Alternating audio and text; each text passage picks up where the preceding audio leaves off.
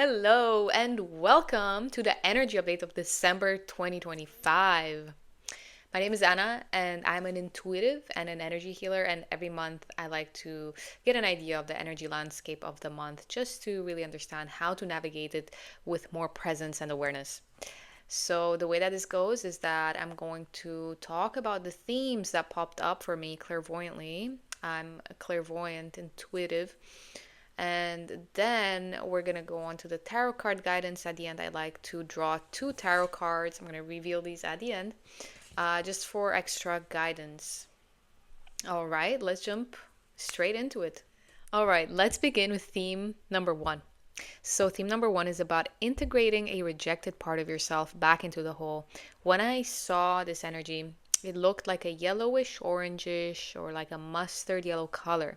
And when I matched this energy just to understand what it's about, I instantly knew that it's about bringing back some rejected part of you from the shadow into the whole. So, it is a bit about shadow work here.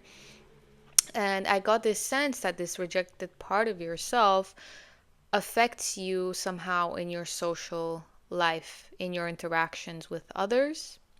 So I gathered that this is perhaps something that someone with authority in your life, like a parent or a teacher, may have been subconsciously, without them knowing, they might have been intimidated by this part of you. Maybe it was the way that you took up space with no fear. Maybe it was the way that you spoke your thoughts, your truth with no fear, and maybe this intimidated them. And they told you something like, "You take too much space," or "You are speaking too loud," or "You are speaking too much." And because you want to be accepted, you want to be loved, you took this part of you, with shame, and you put it somewhere in the shadow. You banned it. Like, okay, if I'm going to be like this, then I won't be accepted and loved. So you banned this part of you. But now is the time to bring it back and to reintegrate it. And we always sign these contracts with people on a soul level to help us do this. So someone in your life, or perhaps multiple people that you've signed contracts with for this, are going to bring this into your awareness, this part of yourself that needs to be integrated. So pay very close attention to what will come up in the next couple of days, especially building up to the full moon, which is just a couple of days from now, the full moon in Gemini. So pay close attention in the first part of December to what is coming up in your interactions with people. Maybe someone makes you feel like you can't express your truth. Pay close attention to that. Or who knows, maybe someone makes you feel small. Or someone may have already integrated this part of this banned part of themselves into the whole, and they inspire you. Something about this person, pay close attention. Something about them inspires you. What is it that inspires you? What is it that you want to be like them? Um, what I also gathered is that it's very important for the healing of your solar plexus. So by integrating this rejected part of yourself into the whole, really heals, balances your solar plexus. So before you may have interacted with people more on like a competition level. It's like there was more of a competition because a part of your solar plexus wasn't healed. But by integrating this part of yourself into the whole, will allow you to have more inner confidence, more self-esteem, and it really improves your social life, and the way that you interact with others significantly improves. All right, on to theme number two. So this one is about healing our ability to trust our intuition. So the color that I saw for this energy was a sky blue color. And as soon as I matched this energy to understand what it means, I understood that it's about our true selves, our higher self, and our ability to connect with that through our intuition. And right next to this color, I saw a violet magenta color, which really was represented the hindrance, the disconnection from this. So through many years of conditioning, through many past lives, right? We've accumulated information in our field that conditions us to give more trust, more faith to an authority outside of ourselves. And this can show up in so many different ways for different people. It could be that, maybe they give more value to what their partner says, or to what their family says, to what society says, governments, financial, educational, medical institutions. We give more authority, more power to what they say over what we think is right for us, over what we feel, over our own inner compass.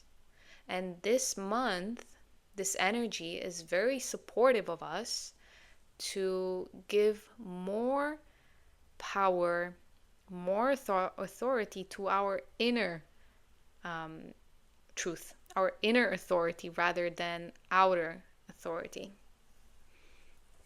So, part of the healing in December for us is to recognize who you've given authority to, when you abandon your own inner guidance, and where boundaries need to be reestablished. And this isn't from a place of resentment or conflict, but simply from a place of self respect. And what happens when you stop abandoning your inner compass is that naturally you start tapping into your own intuition again. And that intuition, that inner voice becomes loud again. You can hear it and you won't doubt it anymore. There won't be this conflict like inside of you because you've created the boundaries. Also, an important thing that I've noticed about this theme, and maybe you've noticed it too if you've watched my previous energy updates, it has actually come up previously throughout the year. So every now and then there are certain themes that come up more. And this is because healing doesn't happen once and then that's it. It happens in layers. And the more we build up on these layers, the more of an amazing result we have. On to theme number 3. So this one is about reclaiming sovereignty over our health and our well-being. And Tera is gonna be here with us for this one. So, when I tapped into this energy, first of all, it looked like a green color and it looked kind of spread out, which to me meant that this is an energy that has been around in the collective for a while, maybe even years or decades. These are some this is some information and energy that we've been integrating for a while now as a collective. So the first thing related to this energy is around how we view our health, our well-being overall. So the way that we see it in the Western world,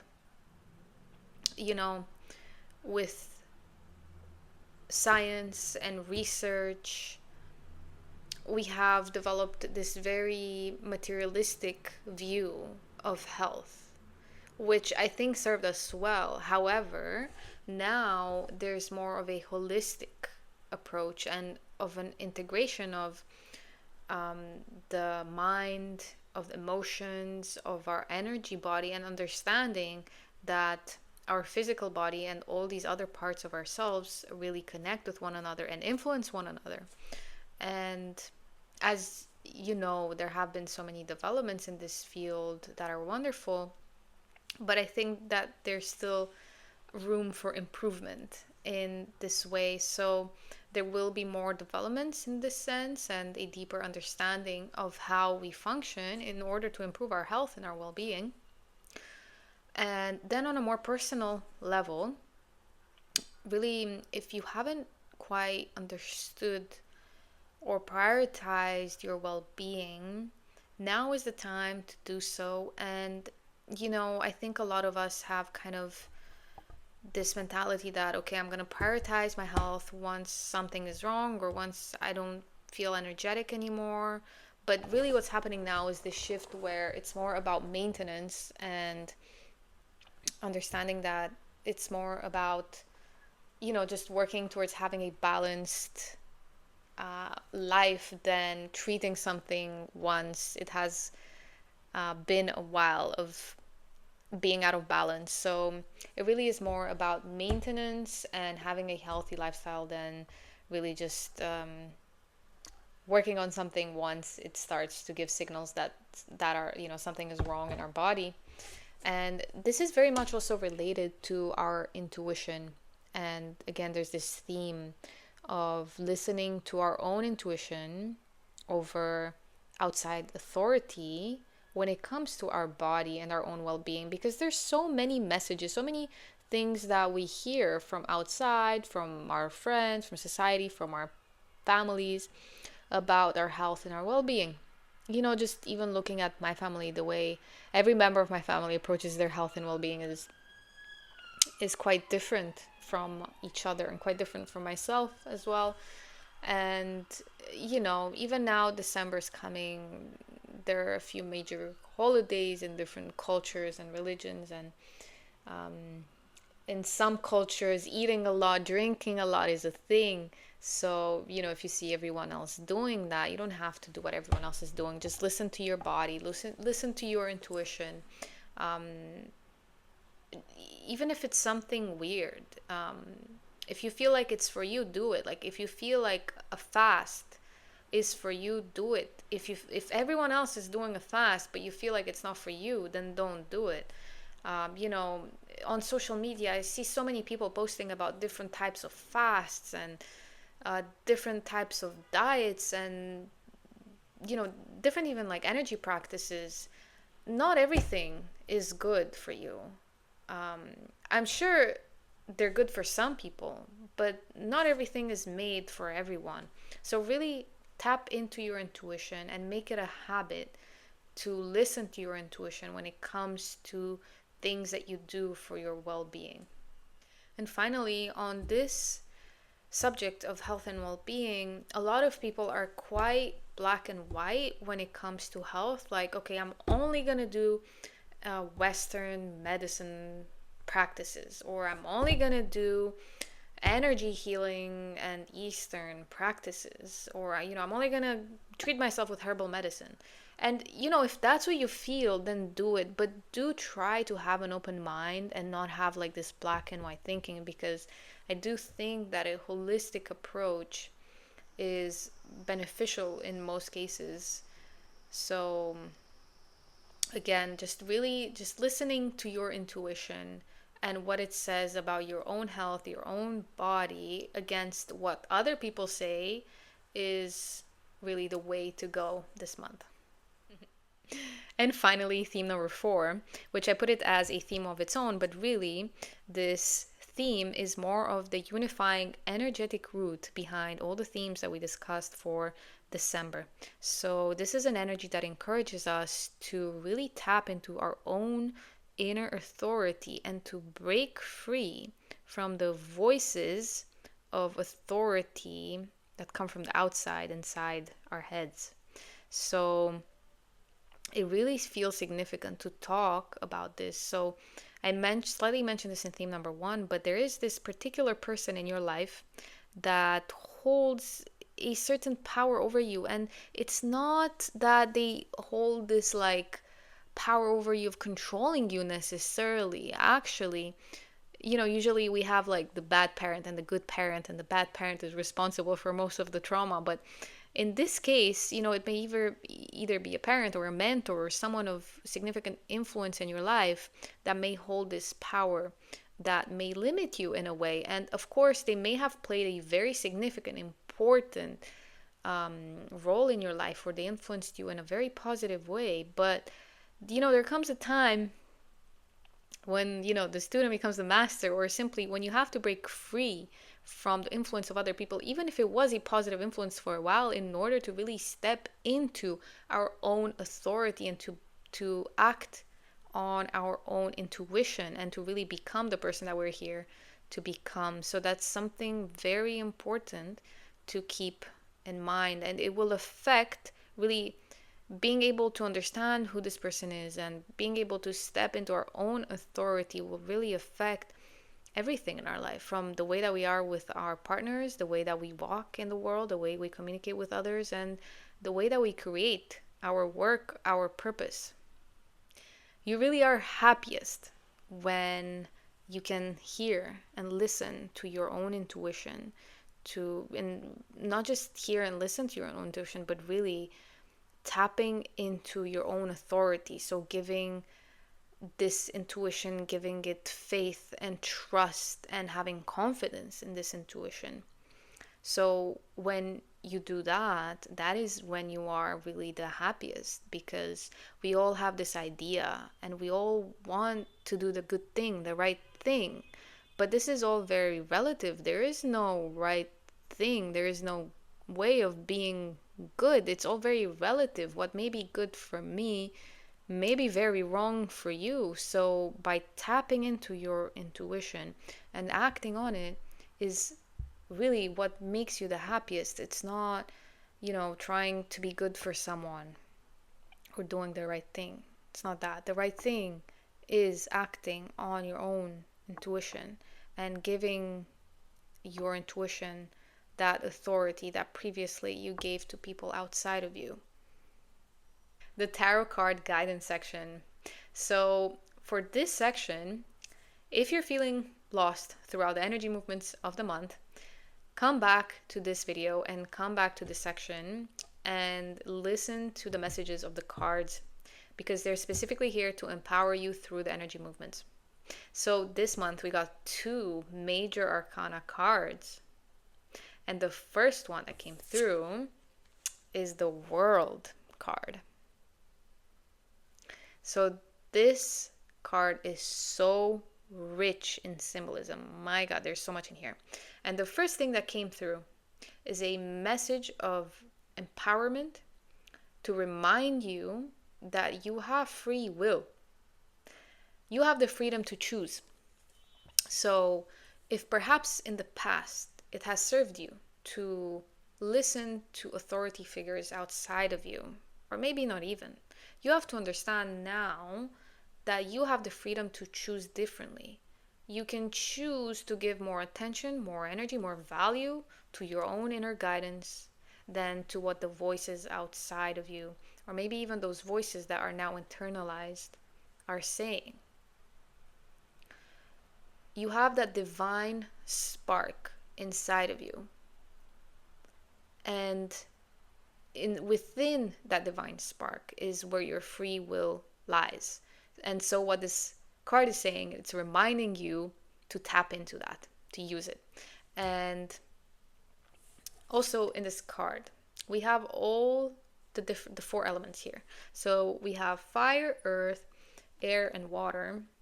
There's an eagle there, but the eagle is also the scorpion, which is the water element.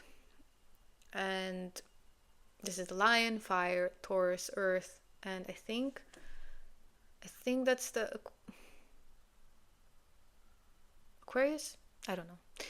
But I know it's the air element. So what this card is saying is that, maybe before it was enough to simply hear your intuition, to be connected to it.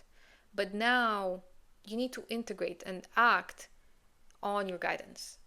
It's not enough anymore to simply be connected to your guidance. It's also about taking action here in the physical world on the guidance that you receive, because that is when you will feel complete. That is when you will feel whole, when you will feel like you are successful and happy. And finally, there's something significant about the nakedness in this card, and it has to do really with just stripping you off your conditioning and being your true self in the world.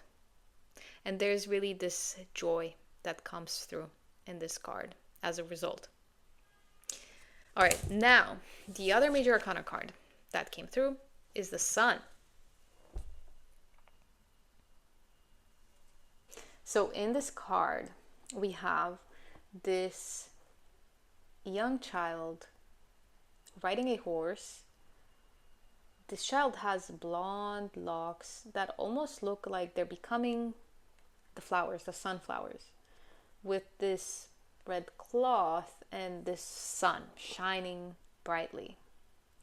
So the first thing that really comes through in this card is that perhaps you have expressed parts of your true self here and there, and that was enough for you before.